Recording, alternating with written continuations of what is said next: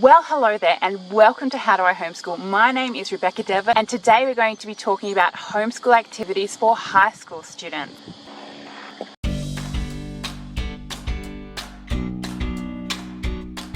This channel is all about homeschooling, so if that is a topic that interests you, please like and subscribe. A great homeschool activity I love doing with my child, and as a homeschooler growing up I've always loved it, is going to the library. Again, you can do this at any age you like. I do tend to vet the books my child reads and gets from the library because I often find a lot of them are not so good.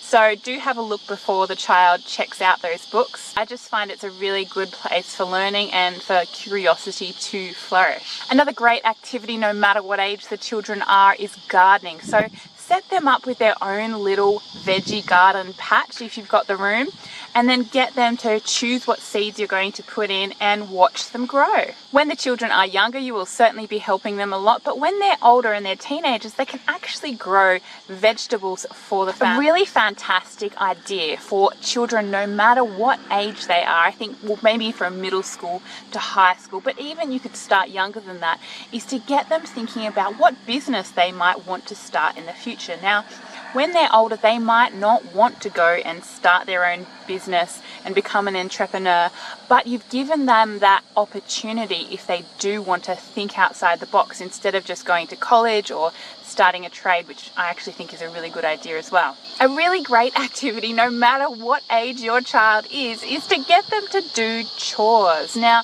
chores don't have to be this thing children don't want to do, but they can be a really fun idea, and you can also give your children set up a pocket money system so that they love doing their chores because they get pocket money. A really good thing for middle schoolers and high schoolers to do is to debate each other, and so you really want to encourage gracious debating skills. And so by debating, a student has to learn the topic, and then they have to learn the for and the against of the argument, and then depending on what side they're debating, they have to try and stand up and defend that topic. And this is just a really great way to learn the topic instead of just reading it out of a dry textbook that they're likely to forget in a few hours. Another great homeschool activity, especially if you're a girl, is beading. Try and do some beading and just create some really nice, say for example, earrings or necklaces or bracelets. Stamp collecting, well, it was a thing back then, but why not start it again? It can be a really good way to discuss different things that have happened in history. Cooking, what about cooking? I loved cooking as I was growing up, and I have become a great cook as I've been older because I spent so many hours in the kitchens. My parents loved coming home to the smell of an amazing spaghetti bolognese or an amazing cake that had just been cooked for them, and I loved cooking it as a teenager. What about insect collecting? You can find dead beetles or dead, other insects, and you can collect them and put them out on array so you can have a look at them. Another great homeschool activity is sport. See if you can round up a few of your homeschool friends or kids who are your own age and go down to the local park and play a game of soccer or whatever else it is together. This is a really great place to socialize together and also for the parents to socialize together as well. A really fantastic activity if you've got middle school or high school age children is to make models. So when I was a 15-year-old homeschooler, I made this incredible model. I'll see if I can find a photo of it and put it in this video. But I made an incredible model of the room I was living in at the time, and it took me hours upon hours upon hours.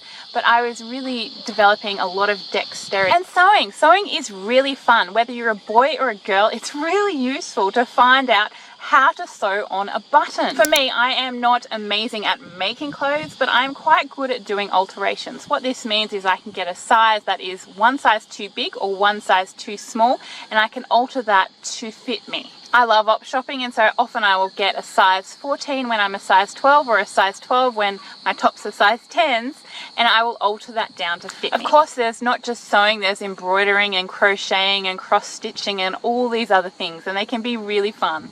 And what about woodwork? Woodwork is fantastic, again, probably for more middle school and high school age children. Shopping. Now, in most houses, the mum or sometimes the dad goes out and does the shopping, but why not make that a homeschool activity? Say, mate, this is your list, this is what you need to get, and this is how much money you've got. Now go and get it.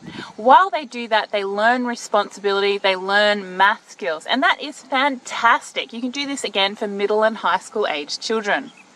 Naming plants. Get your children to take a little photo of every plant in your garden. Put each plant down in a book and then get them to use a plant identifying app to find out what those plants are. If you have a fairly responsible teenager, get them to paint your house for you. When I was a 16-year-old, my parents got me to paint the laundry downstairs. Now the house was going to be knocked down, it's true, in 5 years' time, and so they didn't care too much about it, and I got to paint it into a vivid purple, I seem to remember, which was a lot of fun. But that's a really good way for the teenager to learn really good painting skills and for the parents to get a really dingy place repainted.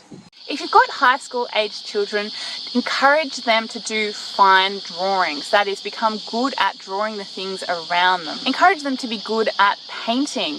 You can get out oil coloured paints when they're high school aged, or you can use acrylic, which is a little bit easier. Oil has its own sort of texture. Acrylic is a little bit easier to clean up.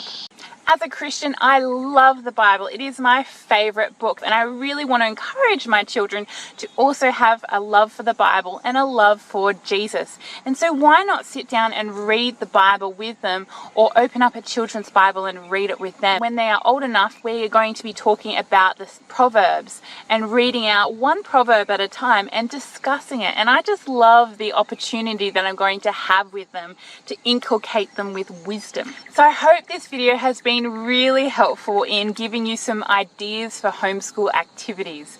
My name is Rebecca Devitt. Please like, subscribe and comment, and I will see you in the next video. Bye-bye. This channel is about homeschooling, and so if that is a subject that interests you, please like and subscribe.